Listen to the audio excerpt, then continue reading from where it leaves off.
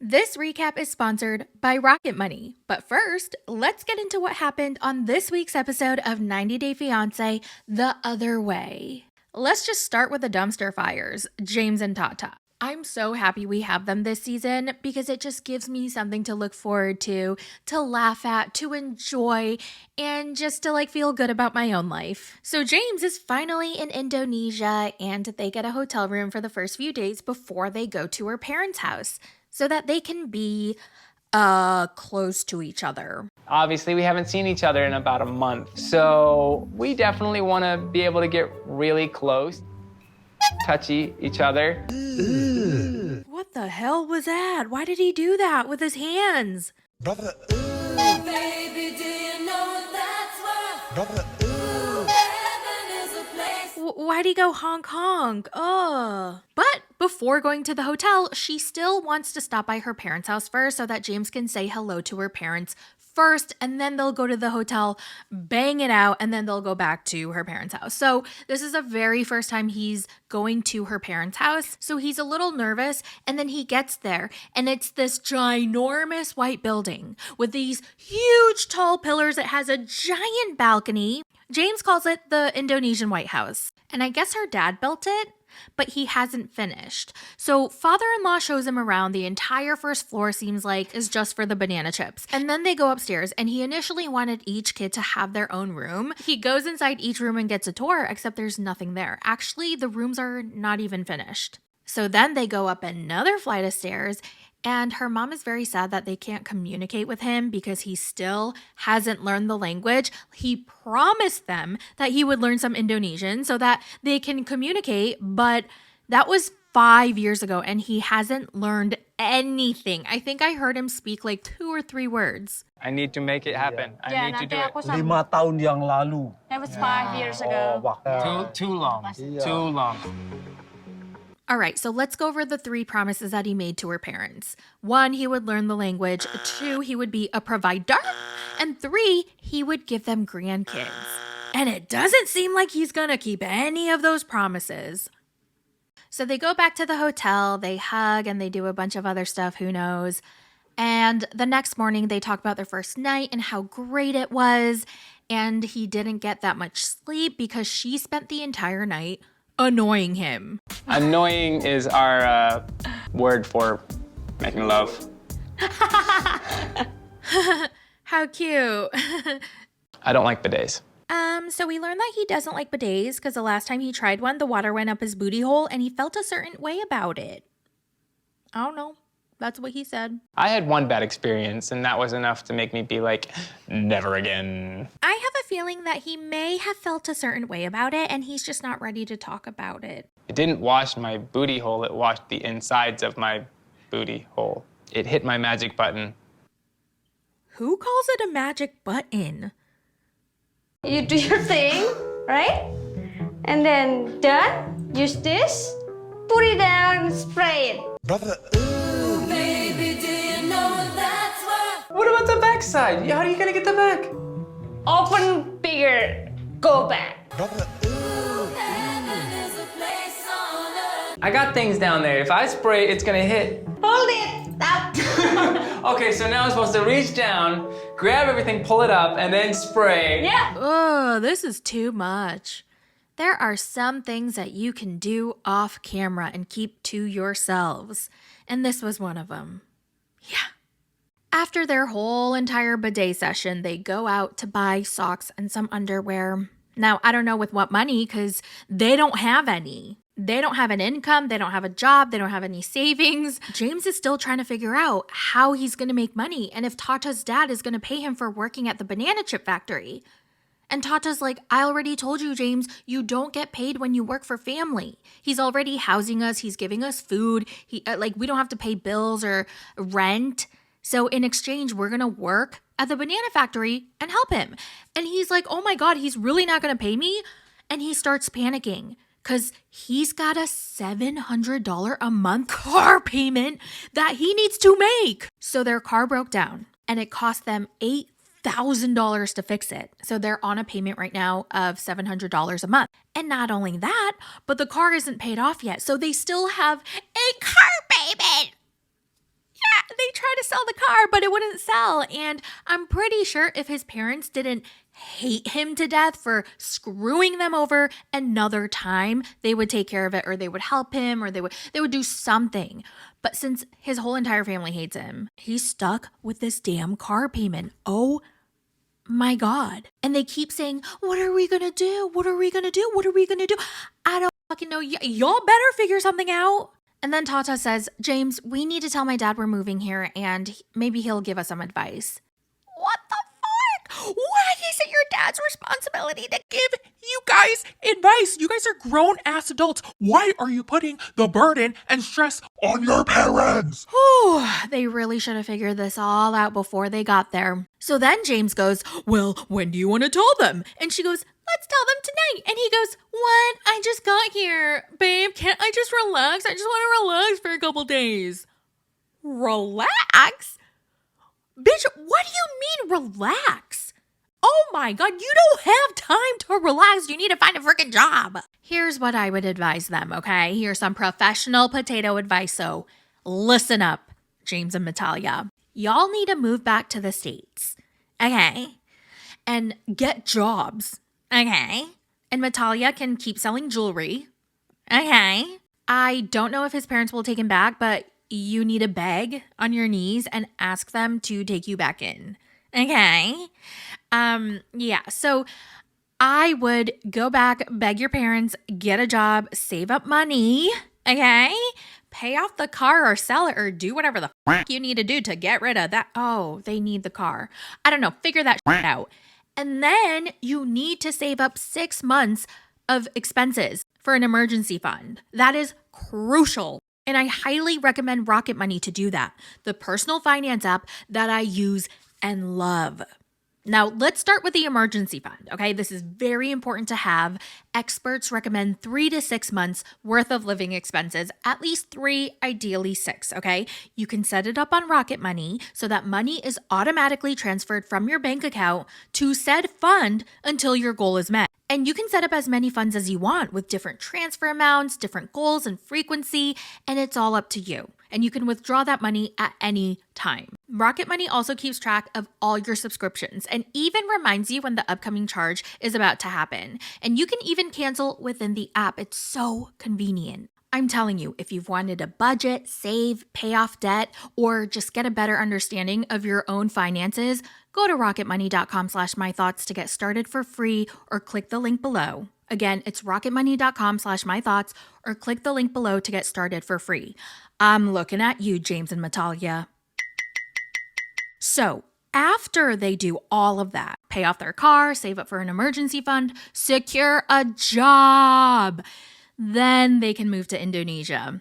Also, what about Jojo? Okay, Jojo costs money too. How are they going to take care of the dog? They need a separate fund for Jojo. Woo, they're a mess, but it's okay because I was a huge mess as well. I was actually a shopaholic. You know that girl in the green scarf from that movie Confessions of a Shopaholic? Yeah, I was her at one point in my life, okay? So if I can do it, anyone can. I remember I was like 20 years old. I had $16,000 worth of credit card debt from shopping, and I had a minimum wage job. How the hell was I going to pay off $16,000 worth of credit cards with a minimum wage job? I was a very irresponsible spender. Okay, let's move on to Shekinah and Sarper. So, Shekinah meets up with Sarper after having coffee with his ex-girlfriend. He told her to meet him at a furniture store, and she was hoping just maybe he'd finally get her a vanity that she'd been asking for about 455 days. So they meet there and they start talking about the ex. And she was like, Sarper, have you ever told her that you love her? And he goes, no, Shekinah, never. Well, she told me that you did say that you love her, Sarper. Don't lie, Sarper. And then he starts to laugh, but it's a laugh that she has never seen before. It was unrecognizable. She's like, Sarper, I know you. I've never seen you laugh like that. That's such a fake laugh. And he goes, ha ha ha ha ha. Shekinah, I don't remember that long ago. Sarper, you always talk about how you have the best memory ever, and now you're going to say that you don't remember? And then he's like, oh, okay. Yes. I did say that, but I said I love you like I love hanging out with you. Sarper, you also told me that you love me 3 weeks into our relationship, so does that mean that you didn't even mean it, Sarper? Oh, Shekinah, but you are different. Excuse me. It's a store employee, and he's like, we need to close the store, so can you get the fuck out?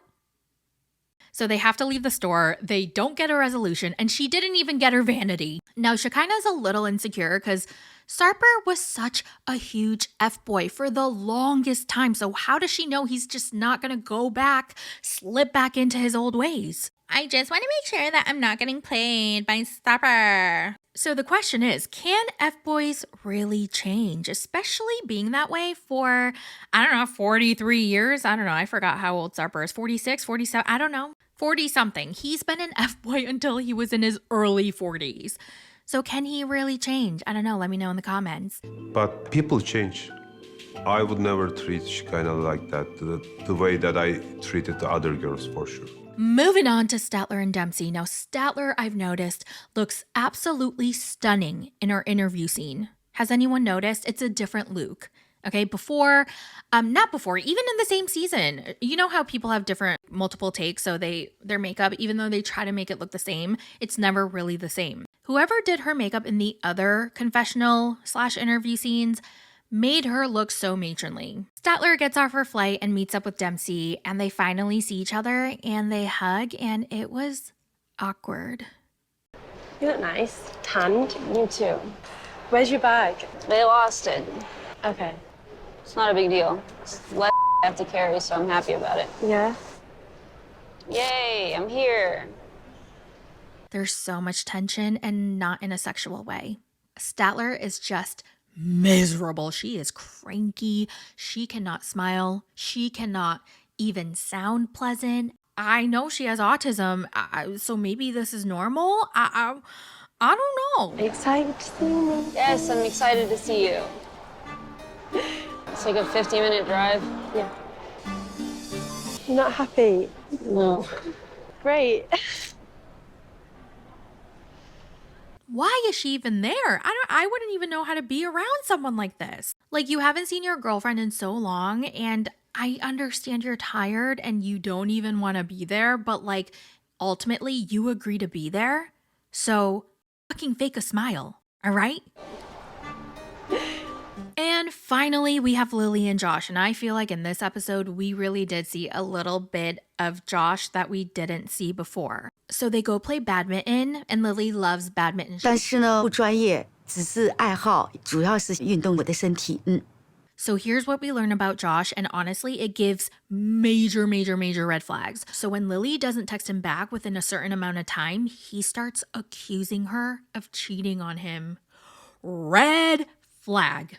He also guilt trips her by saying things like, you don't really love me, you must not really love me, like I feel like you're faking it with me.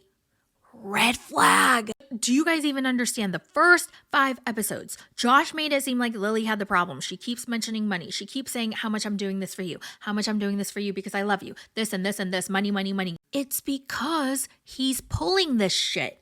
Because he's saying, oh, I feel like you don't really love me. Like, why aren't you texting me back? Do you even love me?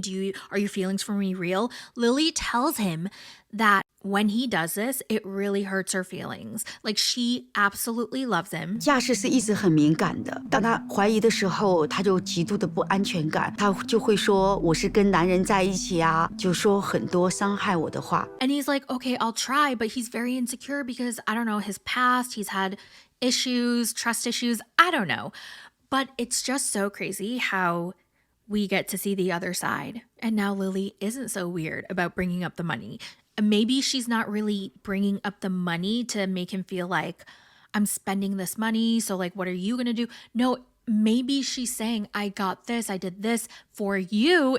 I'm spending this much money on you because I love you. Like, maybe she's trying to validate to him that she's really in this marriage for him. Like, she really does love him. Am I making sense? He really tried to make it seem like Lily was a crazy one. All right, so in the next episode, we meet a brand new couple. So who's excited about that? I am.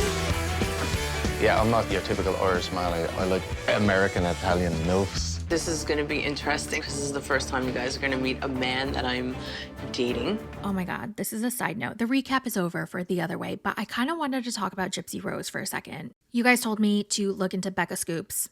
I started. You guys also told me to watch Flawless Nina, so I looked her up, saw some of her videos. And then these videos came up of Rod, Gypsy's dad, talking to some kind of blogger. And it was weird.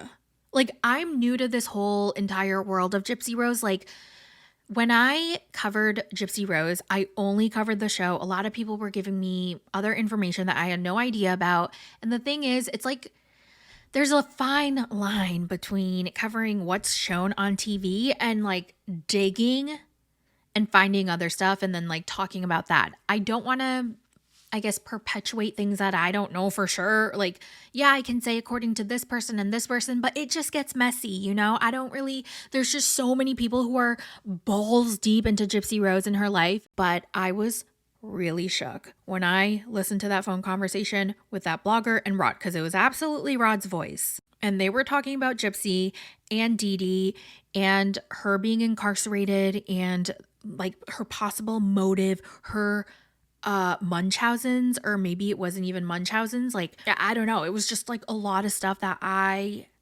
felt really weird about. So I don't even know if I want to like get into it. I was going to start Confessions because I didn't watch Confessions, and I started with Life After Lockup, but I was so confused because there were a lot of things that I wasn't understanding, and that's because I didn't watch Confessions. So I was going to watch Confession. Yeah, you guys, this is like a really crazy deep web that a lot of people are very invested in. And I don't know if I can just like go all in there. I don't know. It just seems like a lot. If I do cover Confessions, just know like I am aware that there's a lot happening on the internet with Gypsy and her family, but I don't know. Like, I don't really know. I'm aware of it, but I'm not like really gonna get into it. So yeah, that's all I have for today. Let me know all your thoughts in the comments, and I will talk to you guys in the next one. Bye! James and Tata broke, no money, left Maine for a place that's sunny. Indonesia, we don't know why, living poor but reaching for the sky.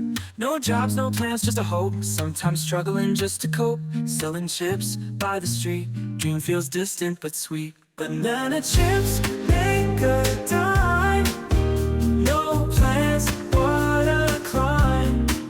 Together though, skies are gray, love keeps the darkness away. Not the smartest, that's okay, we'll shine our way every day. With a laugh and a cheer, banana chips bring us near. City lights, dream so bright, hold on tight all through the night. James and Tata hand in hand, banana kings of this land. Banana chips make a dime, no plans, what a climb. Together though, skies are gray, love keeps the darkness away.